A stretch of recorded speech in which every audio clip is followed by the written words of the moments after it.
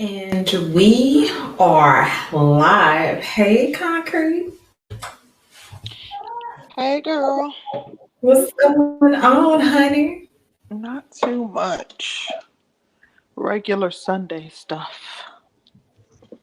Okay, What's okay. going on your way? Honey, been running around like a chicken with my head cut off. Tired as all get out. I need a whole nother week to recover from the weekend, but hopefully it'll be a good show and it'll make me feel better because I'm just like blah blah blah.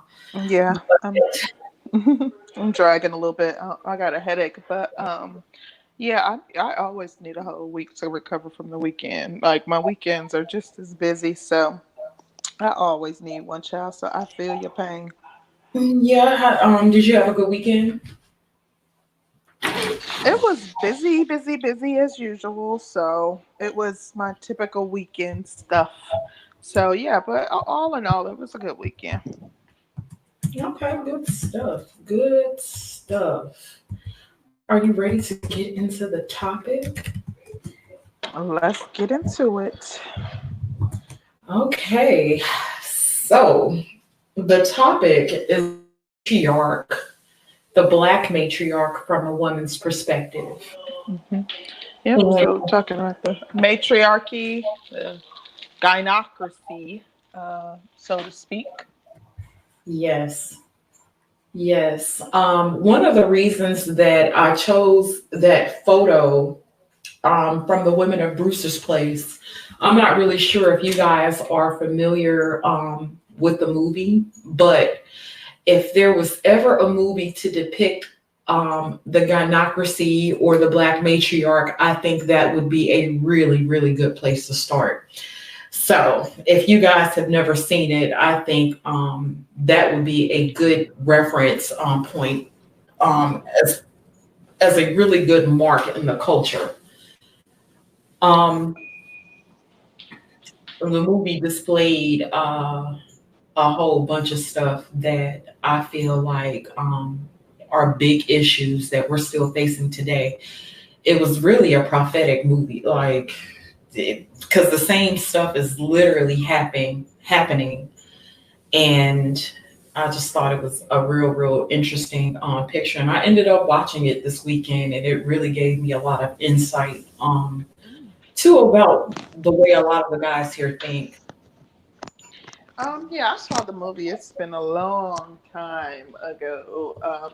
I do remember, from what I remember, I enjoyed the movie, but I can see how the matriarchy and gynocracy is evident in the movie.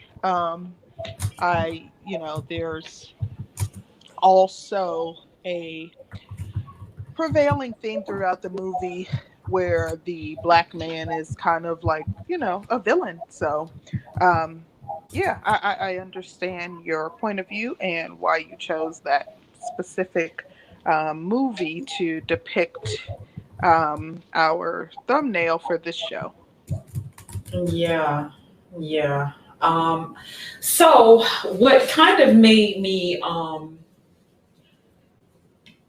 what made us kind of look at this topic and what made me really have a lot of thought process toward it, not only being in the space, but the perceptions of us as Black women doing this show, that really gave me a lot of insight. But I had watched Truth as I Know It did a video on you and I. And I went back and I watched the video. Now, mind you, he did the video prior to our last show, our show on Wednesday. But when I watched the video, it was like the only thing that I feel like the perception is like women dating a bunch of drug dealers, women getting pregnant by whomever, women making the most horrible dating decisions, um, women like the kinds of women Mhm. that call the cops on their baby daddy. And Um, that was related to us. I have to say, I didn't see the video. I don't watch his content. Um, But so okay, these things were related to us somehow, just for the audience so that they can follow and have an understanding. Well, when he was talking in the video, I think he was talking in generalizations a lot, as far as what he perceives the gynocracy to be or the matriarch to be. And with your views and how you look at being pro-black and stuff, it was like he did make a lot of generalizations. So I'm not going to say that it was necessarily directed exactly at us, Mm-hmm. but the fact that he feels like this is what all the gynocracy brings about in women with certain thought processes, I kind of felt like it was a bit important to kind of break some of that stuff down, because I've been in relationships where the relationships were tumultuous. Um, I'm not going to sit here and lie and say that I've been a victim the whole time, but I'm not going to sit here and say that I've never been victimized at one point.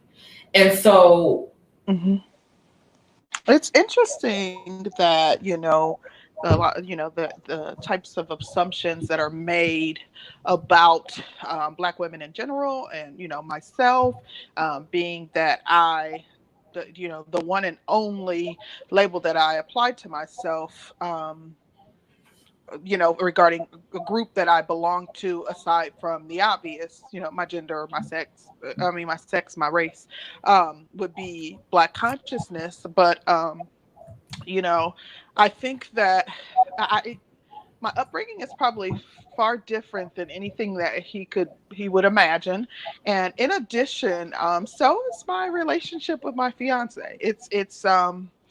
I I probably would be viewed as a sexist by most women, and that's why I don't get too offended by the whole mammy thing, because I'm extremely old fashioned in my views and how I think home should, how my home is ran, and how I think communities or excuse me, how I think the Black community would thrive if more homes were ran like. I'm just extremely old fashioned. I believe in patriarchal rule, so it's just kind of amusing that some of the assumptions and generalizations that you see made in this space.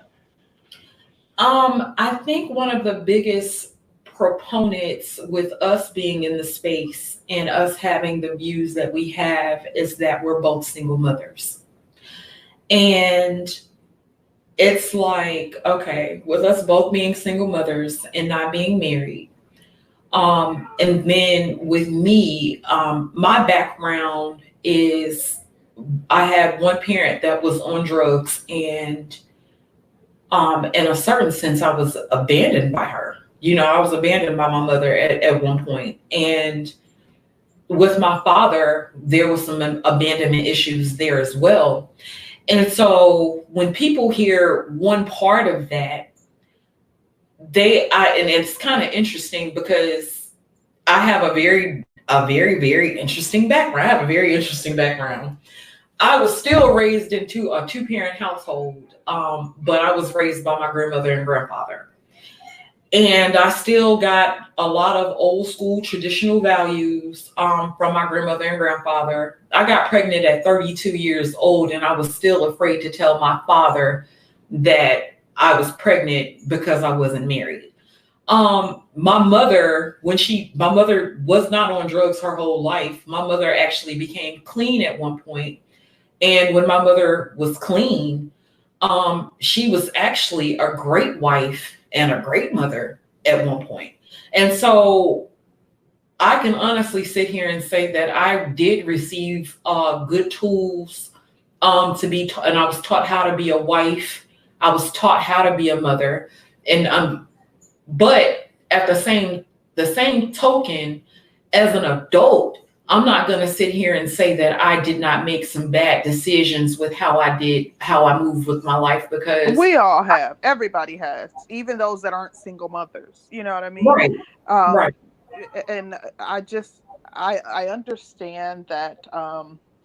there, I understand that single motherhood is a major or a key factor in the state of the community. I will not deny that. However, my circumstances is different from most and different from women that I know who have been, married and bore their children in marriages and then, divorced a few years later and found themselves single. But I also think that the term single mother is so broad. Like, I think that when people hear the term, when you generally hear the term single mother, you think of a woman who is parenting alone, not a woman who has a, co-parenting relationship with someone. And I've seen topics on like Facebook and social media where they're trying to determine what a single mother is. Like, do you call yourself a single mother when you have a person actively co-parenting and providing 50% of the support and, having the children 50% of the time as well? I mean, and technically, if you're not married, you're a single mother. So I that's how I look at it. But I think that, it's interesting that, when the term is used in this space, the generalization is generally, I think that there's an assumption made that, like, you don't have any support because you're not, you weren't, or you're not married. Then there was another part of the Truth As I Know It's video that was talking about the love aspect of Black relationships. And they, from, and this is just a generalization, a lot of men seem to think that we romanticized it, like we didn't understand sacrifice and we didn't understand exactly how to be loved, and we've never really seen examples of what love really was. And um like single mothers and people within the gynocracy or the But why matriarchy. is it? I was just going to ask, why is it that, when you tell your story, and, why I don't understand why there's not empathy given to what you've gone through. However, men in this space who, have suffered abandonment, there is actually more empathy and understanding given to them. We can't be, you can't be held responsible for the choices that, your mom or your parents made. And that's not something that should be held against you in any way. You know what? The thing, how I look at it, as a person who has been through hell and back and then hell again and then back again, there's not a lot that can be done to destroy me to destroy me as a person. Now, when it comes down to this space and I see people trying to assassinate character, that's the shit that makes me offended, because it's like, okay, you get to be disrespectful, you get to talk shit, you get to act however you want to act toward me, and I don't argue, I don't say a whole lot. I try to understand people. I really do try to understand people. But as far as people talking shit about me and saying this, that, and the third, and talking shit about our channel and stuff like that, my whole thing is I want to see our people succeed. I want to see Black men succeed. I want to see Black women succeed. I want Black women and Black men to get along. And so I don't really care at this point, as far as people's thought processes, especially when they don't know me and they don't know my story or they don't know my background and they don't know my character. At some point, it's like, you can say, but get your ass over here and watch and see what I'm talking about. And you can kind of come from your judgments from there, and that's okay too. The You thing know, is, they've already made up in their mind who we are before listening to any of our content. We are just another, pair of women who are, infiltrating, and we're, representing the gynocracy, and we're, on this secret mission to come in and infiltrate. And I don't know if, we're going to take over the mind of men in this space, or what the belief is, but the fact is they've already made up their mind about who they believe we are, and I'm not trying to convince them otherwise. Like, I'm not. I have too much. I have a full life, like a full life outside of YouTube, and I don't care to constantly try to make them believe that I'm who I say I am. To be completely honest, I find it extremely offensive when people that don't know me are making these sweeping judgments about my character with no basis for it. So I find it offensive, but at the same time, I'm not going to play into what they're doing by trying to convince them that I'm a good woman with good intentions and that I love my people, especially Black men. I have a whole IG page that I've had for a very long time that's dedicated to uplifting Black men. Like, I'm not, I in my life outside of YouTube, they see me in the space defending and or trying to bring balance to the conversations by saying or by rebutting negative things that are said about Black women, but that's just because of the nature of the space. Like, I'm on social media and people will tell me that they call me things that would indicate that I'm a mammy because I post positive things about Black men and I rebut negativity about Black men because I see more of it on there, whereas on here I see more negativity about Black women. And I love my people, so I'm just gonna defend and or rebut some of the things that I feel are just absurd. Now, some of it has some truth, and I will admit that. But when you're making just sweeping generalizations about all Black women and how they're all Black are bad people, or they're ratchet and they're raggedy, and all of them are, I don't like when people speak in absolutes anyways, but you're not going to speak in absolutes negatively about my people and me not challenge it. I feel like when you do that, you're essentially being used as an agent of white supremacy. Right. So with the matriarch, do you want to kind of go into some problems that you see with the matriarch first? You can start. Okay. So when I watched the Women of Brewster's Place, I saw that this woman, and she was played by Oprah Winfrey, right? And she had a son named Basil. And basically, she was using Basil as her spiritual husband. And one day we're going to get into spiritual husbands and spiritual wives and stuff. But the relationship was, she was almost treating this little boy like the little boy was her man. And so with her treating the little boy like it was her man, she enabled him in quite a few ways to where when he grew up, he was very sorry. He was a guy who had a problem finding a job. He was begging her for money. She was bailing him out of jail. She put her house up on the market for him. And in the book, he ended up skipping bail and she ended up losing her house. And so she ended up moving to the ghetto in Harlem.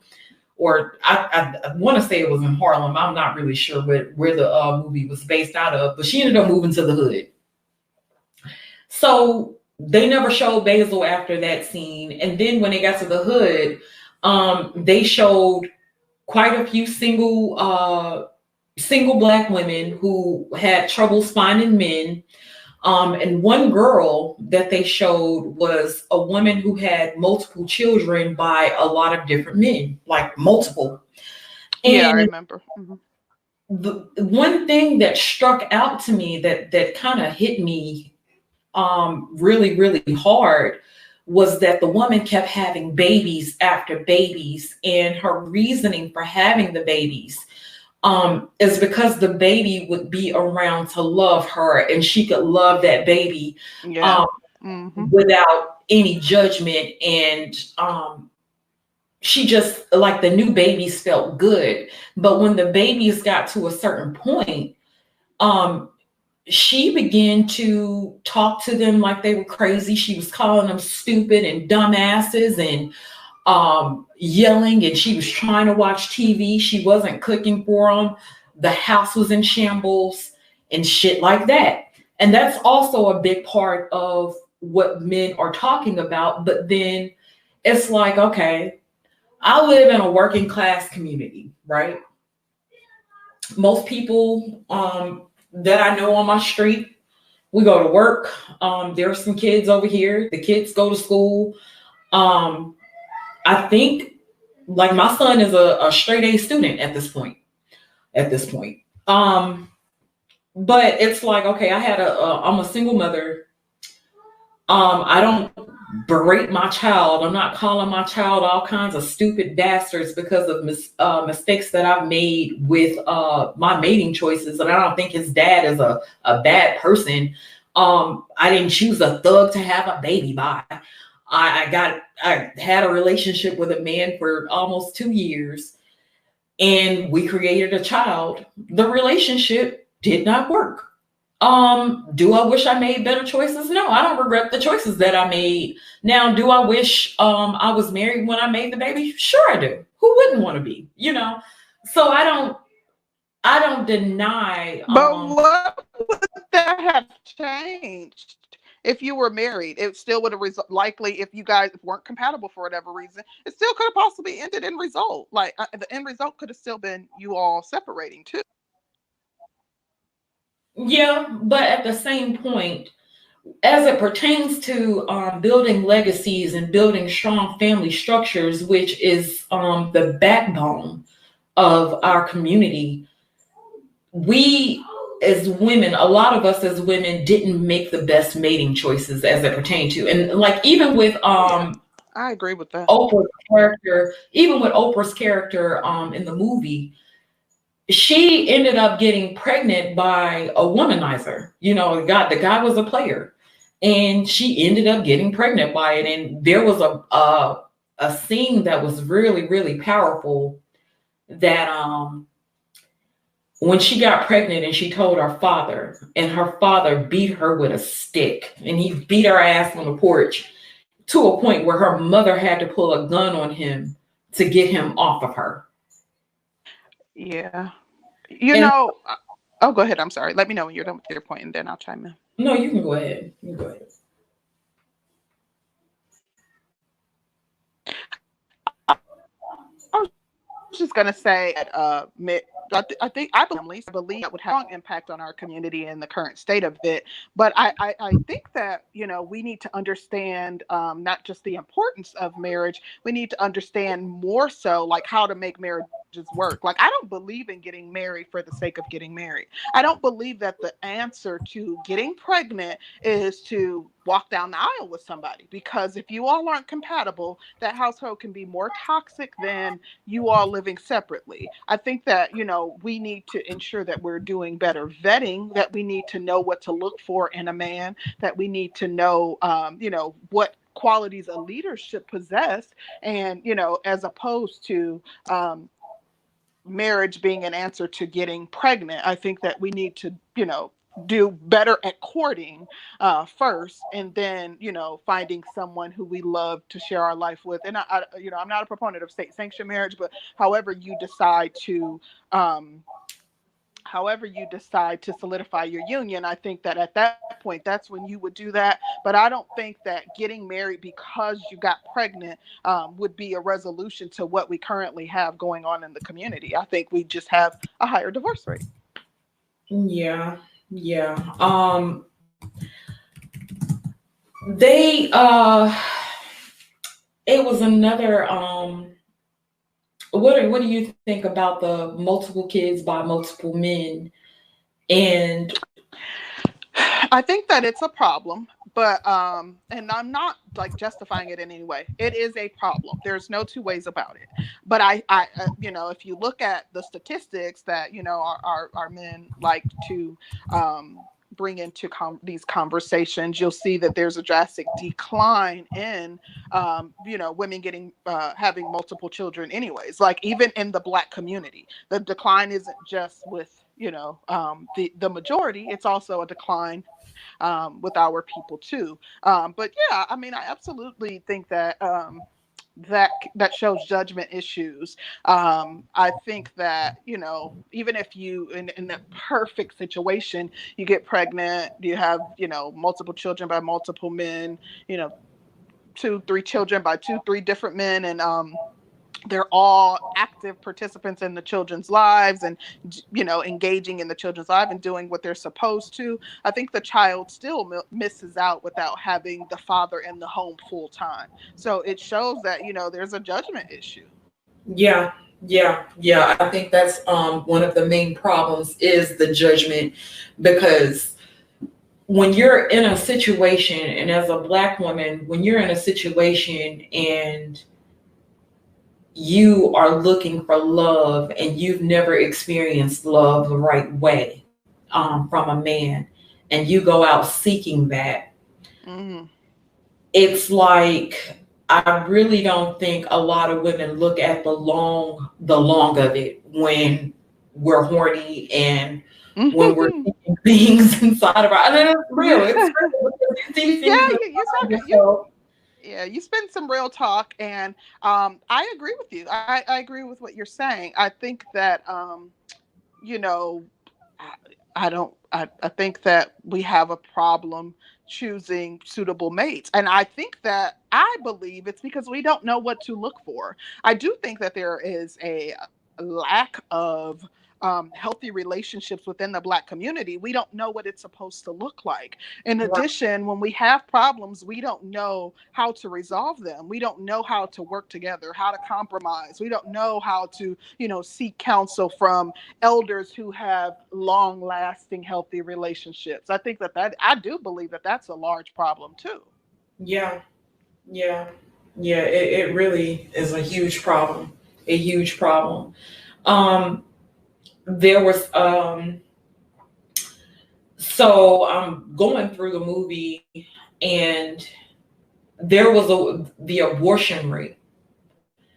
The abortion rate is high. It's high. Ugh. Yeah, staggering, and that is like that. I react physically to that, just knowing like how many babies we talk about. I think the verbiage that we use, we nicen it up. We talk about abortion, that seems so sanitary, but it's murder, like murdering Black babies at staggering numbers. But not but however, or also, um I see women being shamed for not being married or having multiple children, and or them not having the resources to care for them, and that goes back to lack of judgment, poor management of your vagina. Yes. Yes. So I think that vagina management is a great thing to use. Um One lady had an abortion to make her husband stay, right? That was disturbing in itself, because he was trying to leave. But Mm-hmm. then this is the thing that I would employ Black men to understand as far as the abortion rate. A lot of them don't want to be tied to women that they don't love, women that they may have gotten pregnant but don't want to deal with the woman. I think a lot of it has to do with the mating choices. Like when if a woman gets pregnant and she doesn't really, sometimes, and this is not all, because the single mother rate is high, or the kids out of wedlock rate is high. When a woman if she gets pregnant and she has an abortion for a man, and it's like, on one hand, you have men talking about they don't want babies with certain women. And then when on the other hand, it's like, well, the abortion rate is real high. We're killing off the Yeah, children and this to the yeah. children. uh, So, yeah. I see that all the time, and I mean, it is a dilemma. But I think us, being that we have the womb, and we are the ones who have the ultimate decision, that it's most important for us to make sure that we're not mismanaging our vaginas. Like we are the ones who have to, and it, I know it may be a double standard, but I think that it's more important for us to ensure that either we're using protection, and or that we understand that sex is a procreative act, and the end result could be a child. But Jack Space said something crazy. He said something to the effect of, it's better to kill them than to have them running around wild and making the same, repeating the cycle. I think that that's absurd, and that's just extremely harsh to say. And you can't have men being proponents of killing babies and then, questioning why the abortion rate is so high and why we're doing things of this nature. I mean, I've seen a ton of women that make that decision on their own, but I see a lot of brothers that's what they want. They're supporting them in that decision. They don't want a child by this woman either. It's important for us both to realize it's a procreative act, but women, we're the ones who are going to have that on our conscience. We're the ones who make the ultimate decision. So I just think that, I put more onus on us. Yeah, yeah, yeah. But now I don't necessarily think Jack Spade's point was it's a fucked up thing to say. It's a fucked up thing to say. But when you have children that are born into conditions of five or a bunch of kids in the house not being fed properly, not being taken care of properly, the mother still out fucking whoever, whenever, she's still looking for love. Sometimes I feel certain things can be a necessary evil, because I would hate to see. I hate to see children growing up in environments like that. I do too. But as a Black conscious person, you will never hear me push a narrative that is pro killing Black people, especially Black babies. I am not one for infringing upon the freedoms of Black or of people, period. But I would rather they hold you down, strap you down to a table, and tie your tubes. But I'm not ever going to say, Black babies are better off dead. Like, yeah, no, that's not true. And there are some deplorable conditions that Black children live in, but there's also brilliant people who were forged through the fire. And I wouldn't want a child to have to go through, horrible living in deplorable conditions or anything like that. But I'd much rather give someone a fighting chance than not. Yeah, that's true. That's true.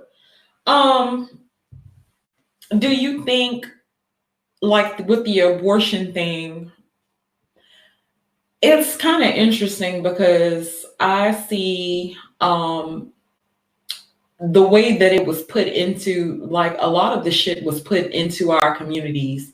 A lot of shit was put on, as far as white supremacy. But how much of it do you feel like white supremacy should be accountable for versus what a person should be accountable for? Yeah, and I understand that that's a large there's a large push to ensure that people individually are accountable in this sector. But I don't think that we can ignore the fact that, a lot of what we endure in the Black community and the state of the Black community, it's all by design.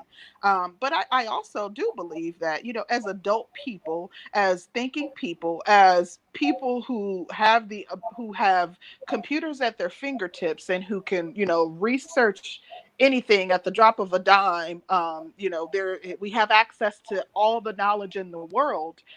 We can't not take accountability for our actions. Yes, the powers that be, or there might be someone who's a puppet master and they're pulling the strings, but at what point do we look up and realize there are strings attached to us, and do what we need to do, ensure that we break away, and that we're moving differently and not allowing them to have that power. Right. So what do you think is What would you say was good about the gynocracy or the matriarch? Well, there's one thing that I could say, from my experiences, I saw the matriarchy existed during the time where we had a successful Black community. If you think about, post-slavery, where we did have successful Black communities throughout the country, thriving Black communities, because we had to rely on one another, and the matriarchy existed then. I think that if I had to say anything that I could see as a positive, it is the loyalty, the protection that the matriarchy provided to Black men. And I think that, to me, I believe that in some ways, that's what it was birthed out of, because I think that, yes, it's become something completely different. But when you think about, like, during slavery times, the women were trying to protect the Black man in some ways by ruling. And even when they would do things like, okay, so for example, if you look at like some old slave movies, you'll see, they'll have a Black male slave that's in the kitchen or trying to sneak a piece of pie out of a windowsill, and the mammy would come out of there, boy, get your tail, and she'd be screaming at him and like chasing them away, because the end result, for a piece of pie, you could get your fingers chopped off, or that's an extreme. But I think that the reason that it was, or part of the reason that it was born, was to protect the Black males, and it has kind of diverged into something completely different. It is it is white supremacy at play. I think that the power that Black women have in the Black community is power that is given to them, and it's given to them to ensure that the Black community does not thrive, that the Black community stays under matriarchal rule. But I think that initially it was birthed out of necessity, and an attempt to protect the Black man in some ways. Even you hear about, and I hate even talking about this, but you hear about the situations on slave plantations where the female slaves would have sex with the white slave owners, for things that may be essential to their household, and it was a sacrifice. I absolutely will never believe that there was any type of enjoyment that Black women were getting out of it, like they try to push in this sector. But I do believe that, out of necessity, out of fear, out of an attempt to try to provide for their family in any way that they could, that this was part of it. And it was still rape, because they were property. They couldn't consent anyways. But I think that, that was also a way. Like, if she thought that her husband would, was going to be punished, she was trying to gain favor in essence. She was trying to gain favor by sleeping with this man that was ruling over her family. So I think that, if like I said, if there's one thing I would say in the very beginning, I think it was birthed out of necessity, and it was an attempt to provide some extended protection for the Black man. It is not that today. Okay. So I wanted to get off into something else that I think is ignored by the Black matriarch as it pertains to women. I think that our boys, a lot of our boys went unprotected. A lot of them.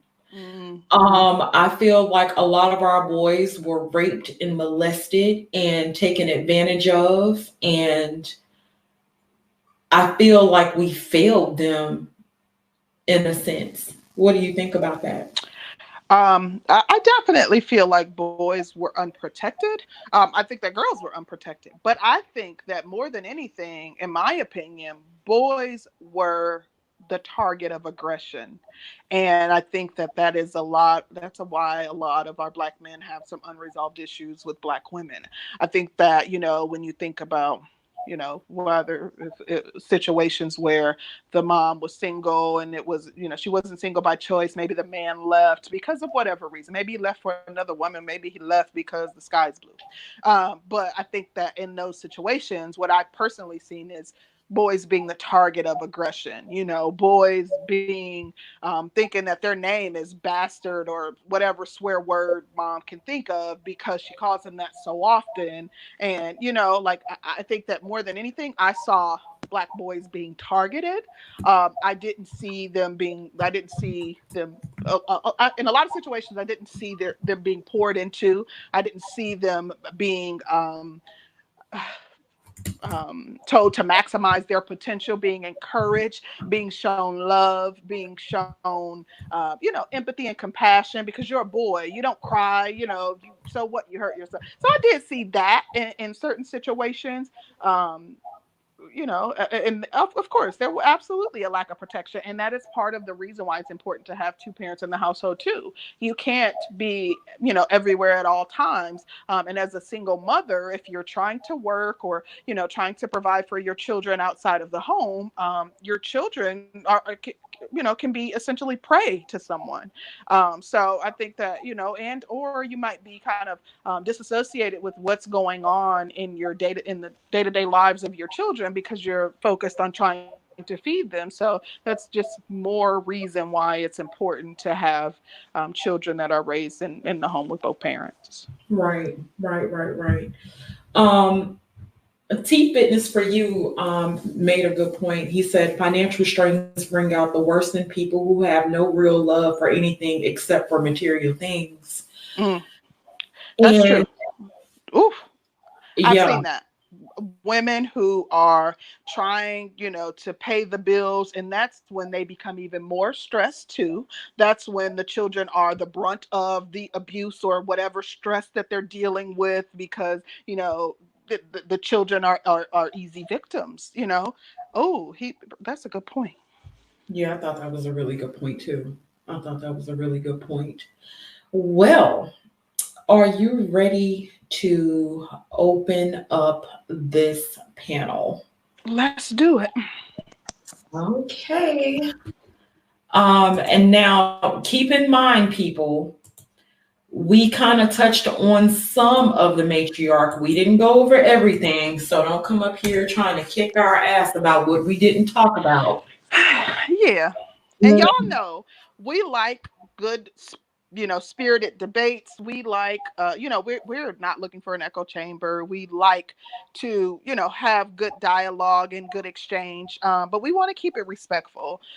Definitely don't come up here throwing unnecessary shots at the host. If you get into a spirited debate with anyone on the panel, keep it respectful. Let's not, revert to name calling and other, petty tactics like ad hominems and things of that nature. Let's keep it on the topic. Lucy Ricardo, we're going to let you be on the show today. So I'm just, okay. I guess you didn't get it. Okay. Hey, everybody. Hey, y'all. I'm sorry. What was you saying, Danny? I was in another part of my house, so it kind of my thing is going. I was saying, Lucy Ricardo, we're going to let you be a part of the show today. Oh, wow. Okay. That's what you. Hey, can you guys hear me? Okay. Yeah, we can hear you. Really? Okay.